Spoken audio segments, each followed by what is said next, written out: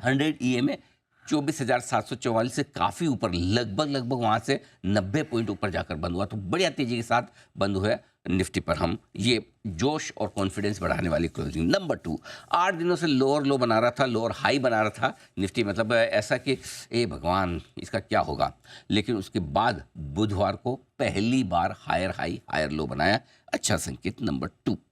Number 3, अक्टूबर की शुरुआत हो चुकी है।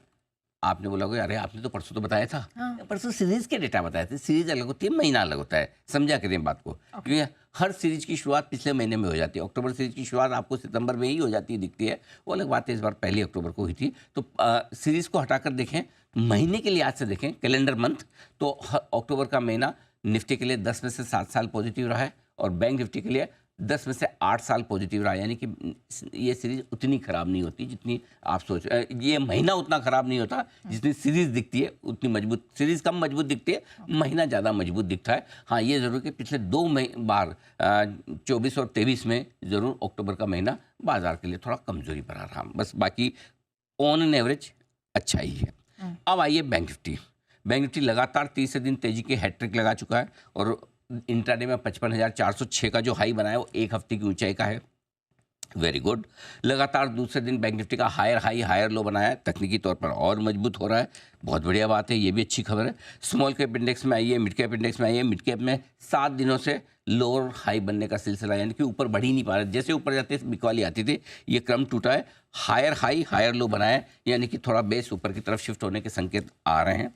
स्मॉल कैप इंडेक्स में लगातार दूसरे दिन मजबूती दिखी है, और लगातार 7 दिन से ये भी लोअर लो लोअर हाई बना रहा था, ये क्रम तोड़ा है। तो कुल मिला के ओवरऑल एक कह सकते हैं ये डेटा बता रहे हैं हल्की रिकवरी के, या कम से कम इसको ये कह सकते हैं कि रुकावट थमने का पहला संकेत बुधवार को मिला है।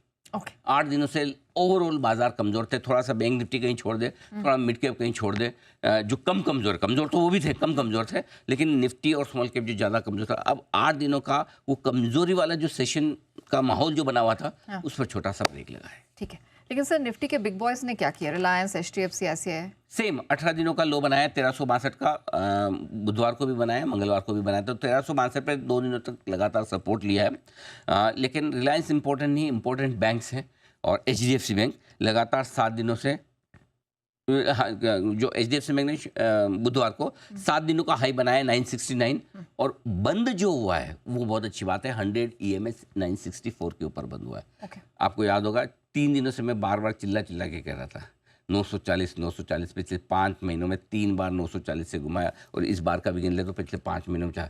इसलिए मैं कहता हूँ, कई बार लोग कहते हैं पिछले डेटा की कोई इंपॉर्टेंस नहीं है। लाइफ में आप जो कुछ सीखते हैं पास्ट से ही सीखते हैं। करेक्ट। पास्ट में जो आपने देखा समझा, उससे प्रेजेंट में अगर ढंग से काम करें तो फ्यूचर ठीक हो जाता है। आंखें बंद करने से कुछ नहीं होता।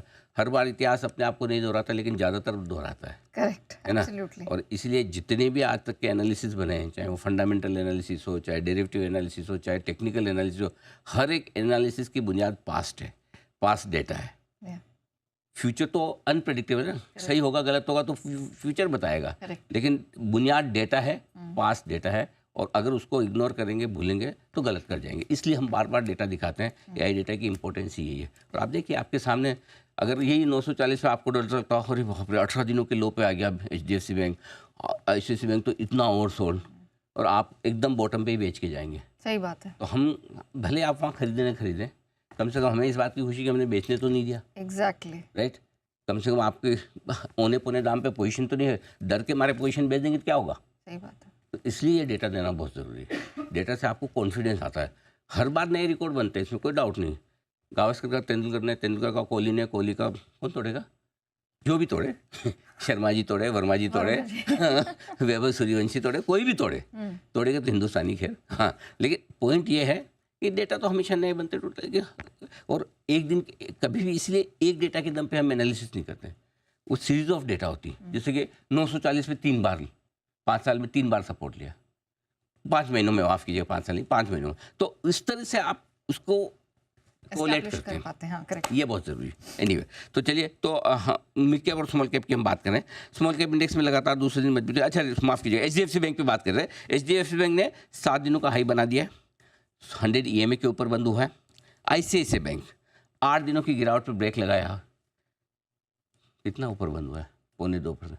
मुझे बताओ, मंगलवार को कोई बोल सकता था, और हम चिल्ला चिल्ला के बोल रहे थे 5 साल की हाई लोएस्ट लेवल पे है RSI 23 में, 5 साल के ओवर सोल्ड। जिस दिन घूमेगा ऐसा घूमेगा, अब एक दिन आगे या पीछे घूम सकता है। सही बात। आज का दिन भी इंडियन मार्केट के लिए काफ़ी अच्छा देखने को मिला है, क्योंकि जिस प्रकार से पहले लग रहा था कि कहीं ना कहीं इंडियन मार्केट में फिर से गिरावट देखने को मिल सकती है, लेकिन ऐसा कुछ होता हुआ नज़र नहीं आया। और इंडियन मार्केट में जिस प्रकार की रिकवरी हुई है वो रिकवरी काफ़ी शानदार है, और आगे भी यदि ऐसे ही रिकवरी देखने को मिलेगी तो वो इंडियन मार्केट के लिए काफ़ी अहम साबित होगी, और इंडियन मार्केट फिर नई ऊंचाइयां और ऑल टाइम हाई के लेवल्स भी छूता हुआ नज़र आ सकते हैं, क्योंकि 25,000 का लेवल लगातार डिफेंड होता हुआ नज़र आया है। लेकिन अब ये आखिरी मौका हो सकता है जब इंडियन मार्केट 25,000 से ऊपर निकले और फिर ऑल टाइम हाई के लेवल्स देखने को मिले, क्योंकि जिस प्रकार की रणनीति बाज़ार में थी कि बाज़ार 25,400 तक जाता हुआ नज़र आया था, तो ऑल टाइम हाई के लेवल्स भी दिखा सकता है। लेकिन फिर से बाज़ार में गिरावट का होना, यानी कि जो बड़े बायर्स थे उनको बाज़ार ने रिटेल निवेशकों को बाहर करने के लिए ये रास्ता था।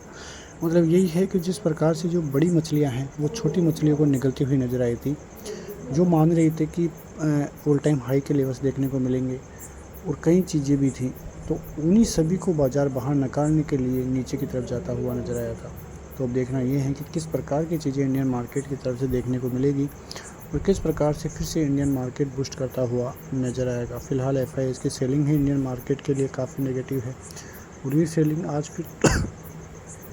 आज तो फिर भी कम होती हुई नज़र आई है। करीब 1550 करोड़ से ज़्यादा की सेलिंग देखने को मिली है। वहीं DIIs ने 400 करोड़ से ज़्यादा की बाइंग भी की है। लेकिन FIIs का इंडेक्स ऑप्शन में खरीदारी करना, FIIs का इंडेक्स फ्यूचर में फिर से बिकवाली करना थोड़ी चिंता का विषय है। FIIs all over negative Indian market में बैठे हुए हैं, लेकिन देखना यह है कि किस प्रकार से आने वाले दिनों में इंडियन मार्केट में FIIs बाइंग के बारे में सोचते हैं या फिर से सेलिंग ही करते हुए दिखाई देंगे, क्योंकि आने वाला फ्यूचर इंडियन मार्केट के लिए काफ़ी अहम रहता हुआ नज़र आएगा। तो देखना यह है कि किस प्रकार की रणनीति रहती है। फिलहाल सेंसेक्स 81,000 के ऊपर के क्लोजिंग देता हुआ नज़र आया है। निफ्टी भी 24,890 के ऊपर और 55,600 के लगभग बैंक निफ्टी। तो भारतीय बाजारों के क्लोजिंग के हिसाब से काफ़ी अहम देखने को मिला है। तो ये सभी चीज़ें इंडियन मार्केट के लिए पॉजिटिव है। सोमवार के लिए बात करें तो 24,950 पार होते ही 25,070, 25,200 देखने को मिल सकते हैं। सपोर्ट जोन 24,800 का रहता हुआ नज़र आएगा। मतलब आज का लो अच्छा खासा सपोर्ट जोन है। 24,750 800 के बीच का जोन जो है काफ़ी अच्छा सपोर्ट का काम करेगा। वहीं बैंक निफ्टी में 55,200, 55,000 के सपोर्ट के साथ 55,800 और 56,000 के लेवल्स देखने को मिलेंगे। तो ये सभी चीज़ें मंडे के मार्केट के लिए काफ़ी अहम रहेगी। फिलहाल मिलते हैं नेक्स्ट वीडियो में, तब तक के लिए जय हिंद।